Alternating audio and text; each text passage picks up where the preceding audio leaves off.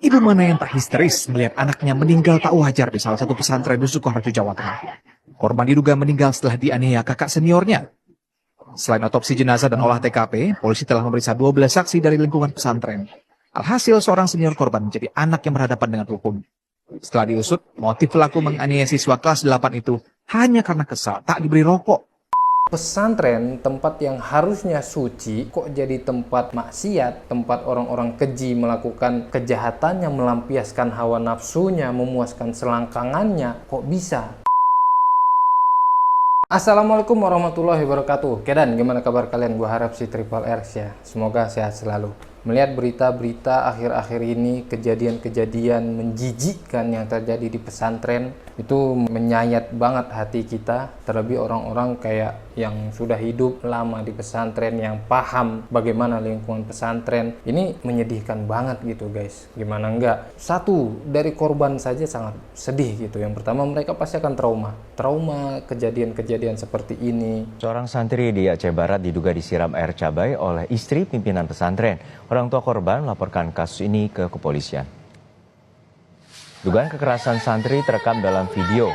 Korban yang masih berusia 13 tahun diduga disiram air cabai hingga terpaksa harus menceburkan diri ke dalam bak mandi.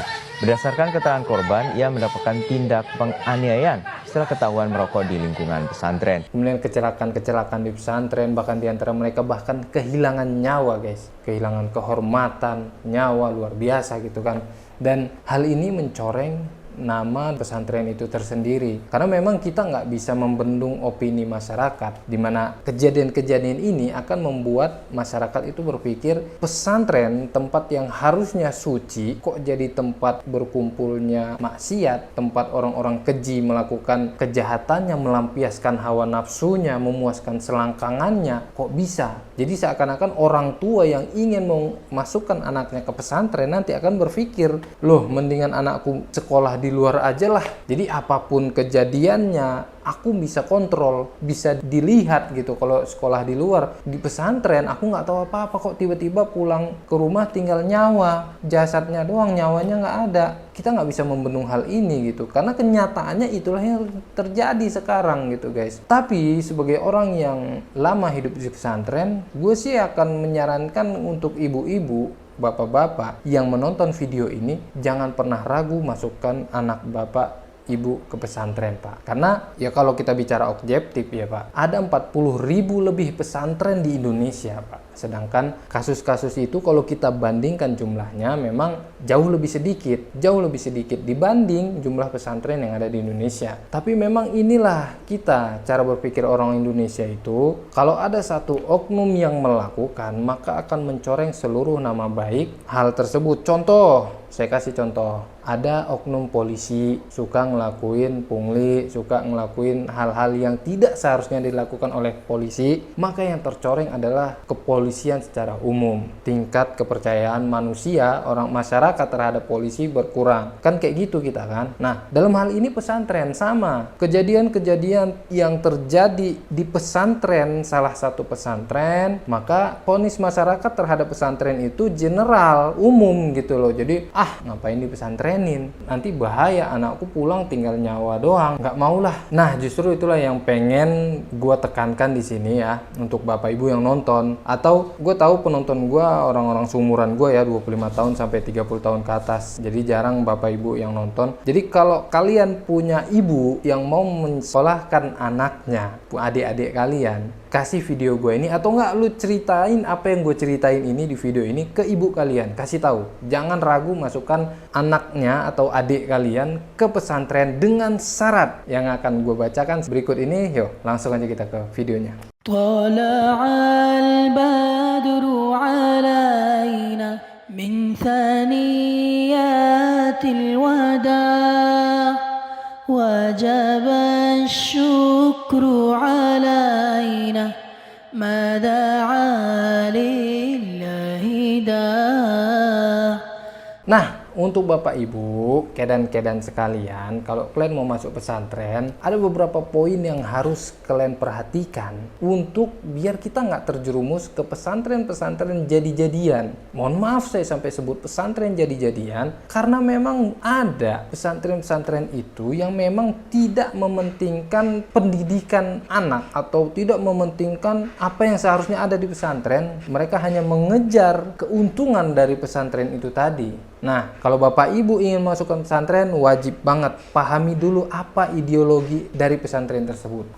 Apa yang mereka tawarkan ke kita. Ini bisa dilihat dengan kasat mata tanpa Bapak lihat ini aliran ini, aliran ini. Ini bisa dilihat dengan pertama kita lihat ke pesantren itu. Yang pertama, yaitu adalah kebiasaan udud. Mohon maaf sekali Kiai, kalau saya punya ustadz yang masih udut, kalau nonton video ini saya mohon maaf. Saya tidak ingin menyerang personal, tapi saya pengen menyampaikan kalau di pesantren seharusnya udut itu kayaknya bukan barang yang harusnya ada di pesantren. Menurut saya, udut itu tidak harus ada di pesantren. Karena bayanginlah, kita ada santri, gue lihat di TikTok videonya, ada santri lagi baca kitab tapi sambil wah, ini adabnya di mana gitu. Ini kitab di depan loh. Kitab ini ilmu, ini di depan kalian itu kitab. Tapi kalian dengan wufa dengan santainya begitu dan pede loh bikin konten kayak gitu. Menunjukkan kalau pesantren gue ini santai banget loh. Enak pesantren gue bisa udut. Pak, saya dulu Pak di pesantren ketahuan udut, habis kita dibotak. Tapi kalau Bapak ngelihat ada pesantren yang berenteng-entengan, bermudah-mudahan dengan hal ini, red flag Pak, red flag. Jangan masukkan anak Bapak ke situ. Jangan. Jadi adik kalian, kalau ayah kalian mau masukin sekolah ada pesantren, guru sama muridnya udut bareng, jangan masukin. Kalau kalian nggak mau kejadian hal kayak gini kejadian nih, ini terjadi di salah satu pesantren, anaknya meninggal gara-gara udut. Tonton videonya. Ibu mana yang tak histeris melihat anaknya meninggal tak wajar di salah satu pesantren di Sukoharjo, Jawa Tengah. Korban diduga meninggal setelah dianiaya kakak seniornya. Selain otopsi jenazah dan olah TKP, polisi telah memeriksa 12 saksi dari lingkungan pesantren. Alhasil seorang senior korban menjadi anak yang berhadapan dengan hukum. Setelah diusut, motif pelaku menganiaya siswa kelas 8 itu hanya karena kesal tak diberi rokok. Nah, hal kayak gini kan memang bisa kita hindarin, bisa kita jaga kalau kita ngelihat, oh ini pesantren udutnya bebas, jangan. Nah, itu yang pertama. Yang kedua, yang patut Bapak perhatikan juga adalah lihat bagaimana pesantren itu, santri-santri itu bersikap kepada gurunya. Jadi ada pesantren yang mengajarkan ke anak muridnya untuk menghormati guru itu melebihi kadar batas yang semestinya Pak, paham nggak Pak? Jadi memang kita ini dalam menuntut ilmu harus beradab dulu kepada guru kita. Kita harus kenalin dulu guru kita. Bahkan sebelum kita menuntut ilmu dari orang ini, justru kita harus belajar adab dulu dari orang yang kita ingin tuntut ilmunya. Contoh, saya pengen berguru ke Ustadz Fulan. Saya ini harus kenal pribadi Ustadz ini dulu. Saya harus belajar adab Ustadz ini dulu. Saya harus ikut dulu, itibak dulu sama Ustadz ini. Sebelum saya dengar apa yang Ustadz ini katakan. Paham ya Pak? Nah, ketika saya sudah jadikan Ustadz ini guru saya, orang yang saya pelajari ilmunya, maka kewajiban saya sebagai murid adalah menghormati Ustadz saya. Menjaga nama baiknya, menjaga nama baik Ustadz saya Pak. Jangan sampai Ustadz saya ini namanya tercoreng gara-gara saya. Banyak kan kejadian ada murid nyeleneh, orang kan pasti incarnya apa? Iyalah belajarnya sama dia. Padahal Ustadz ini sama sekali nggak pernah ngajarin hal jelek ke orang yang nyeleneh ini. Nah, kewajiban murid, kewajiban orang yang belajar adalah menjaga nama baik guru kita. Setuju? Setuju, kalian harus setuju. Nah, kewajiban itu memang harus kita lakukan sebagai murid kepada guru. Kita harus hormati dia, kita harus jaga nama baik dia. Dan itu ada batas, enggak yang mengkultuskan seorang guru. Nah, ini yang luar biasa Pak. Jadi ada banyak stigma atau anggapan gitu kalau guru itu nggak boleh dilawan, nanti nggak berkah ilmunya. Itu yang nggak boleh Pak. Jangankan guru Pak, jangankan guru, orang tua yang Allah sebut untuk berbakti kepada orang tua setelah bertauhid. Paham ya Pak ya? Setelah kita bertauhid, kita itu Allah sebutkan untuk berbakti pada orang tua. Jadi bayangin seberapa tingginya kewajiban kita untuk berbakti pada orang tua. Tapi kita bisa melawan orang tua dalam hal tertentu. Contoh orang tua ngajak kepada keburukan, ngajak kepada maksiat pada Allah. Itu bisa kita lawan Pak. Apalagi cuman guru. Guru kalau dia melakukan hal yang nggak beres, hal yang nggak wajar, itu nggak boleh diturutin Pak. Adik-adik ya. Adik-adik kedan ya, kalian kasih tahu adik kalian kalau nanti di pesantren ada guru kalian, ini kan anak-anak itu masuk pesantren masih polos Pak ya, hatinya masih murni gitu. Jadi saat dia lihat gurunya, wih ini guru dia hormat, cium tangan, wih buat sih terserah kalau mau cium tangan gitu, jangan sampai asal cium kaki aja ya. Ada kan sebagian pesantren yang sampai cium kaki, itu udah over banget tuh.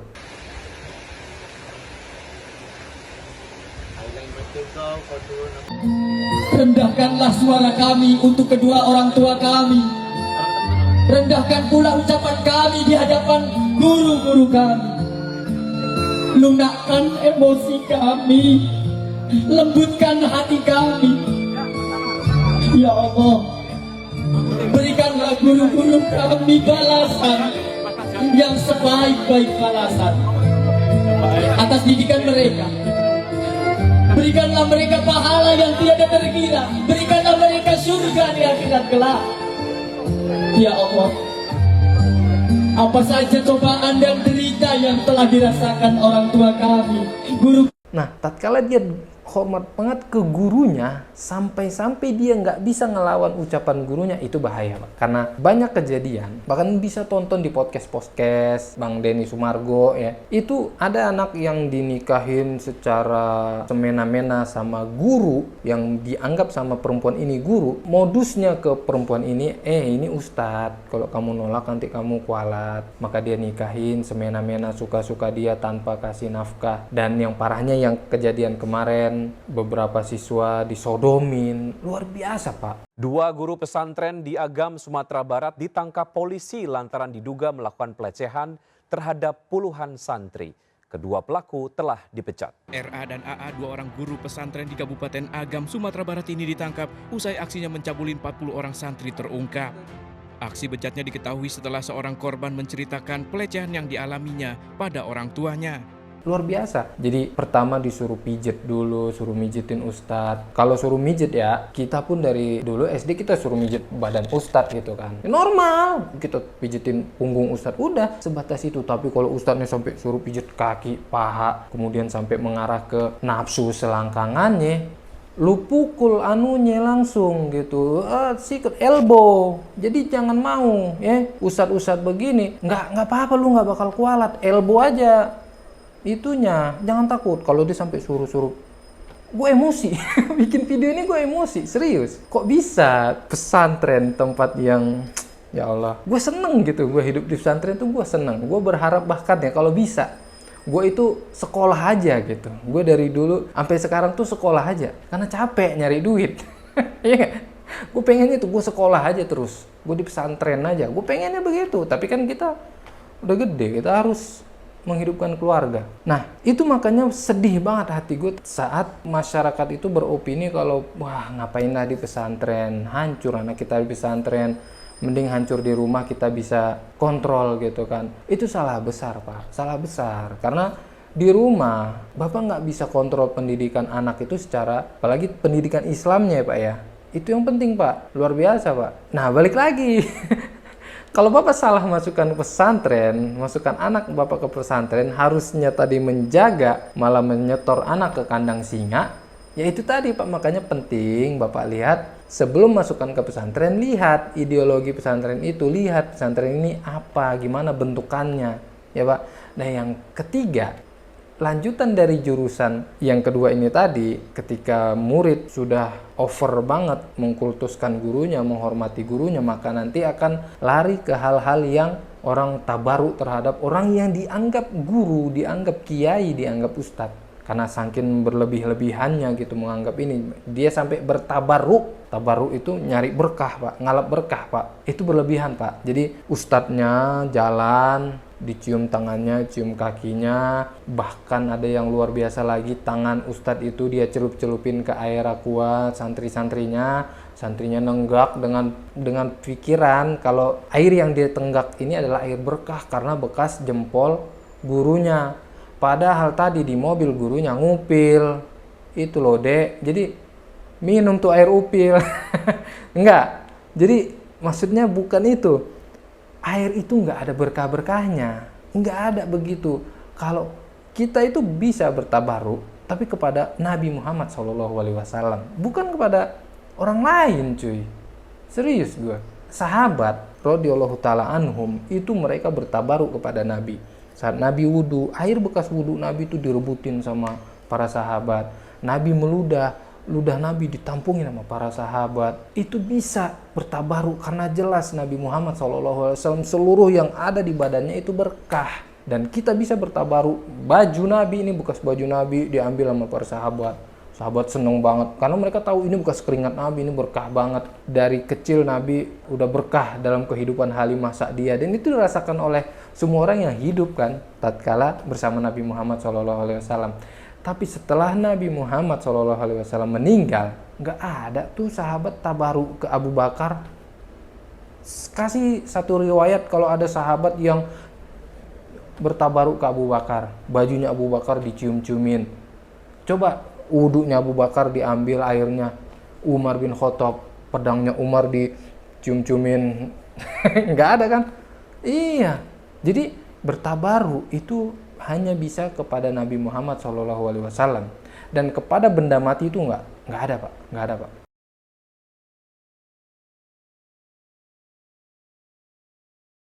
Intinya saya akan bahas bagaimana pesantren namanya tercoreng karena beberapa oknum. Tapi yang pasti itulah, Pak.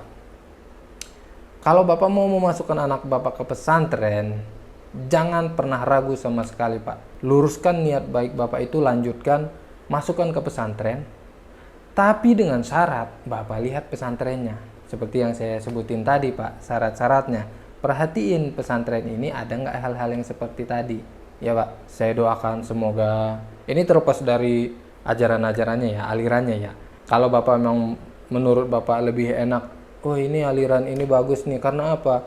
Dia benar-benar mengajarkan Al-Quran dan Sunnah, qala Allah qala Rasul. Masukin pesantren itu, Pak. Nggak nyeleneh-nyeleneh, nggak ada amalan-amalan aneh-aneh, tambahan-tambahan sesuai mau kiainya. Masukin, Pak, pesantren seperti itu, Pak. Jangan ragu-ragu. Oke, Pak? Iya, jangan ragu-ragu masuk pesantren, Pak. Anak Bapak bisa belajar bahasa Arab dengan baik dan benar kalau di pesantren. Kalau di luar, wallahu alam. Terima kasih yang sudah menonton sampai akhir. Kalau kalian punya pendapat yang nggak sesuai dengan yang gue sampaikan, silakan drop di kolom komentar, kita diskusi bos, dengan santai. Jadi menurut gue ya kasus-kasus ini sangat mencoreng, melukai hati kita orang-orang pesantren. Dan sekali lagi gue tekanin, kalau mau masuk pesantren, masuk, jangan pernah ragu. Tapi dengan syarat, lihat pesantrennya. Oke, terima kasih sudah menonton sampai akhir. Silahkan like dan subscribe, komen juga. Dan bagi kalian belum subscribe, subscribe lah. Ya, subscribe biar kita temenan. Oke, jazakumullah khair, see you next video. Assalamualaikum warahmatullahi wabarakatuh.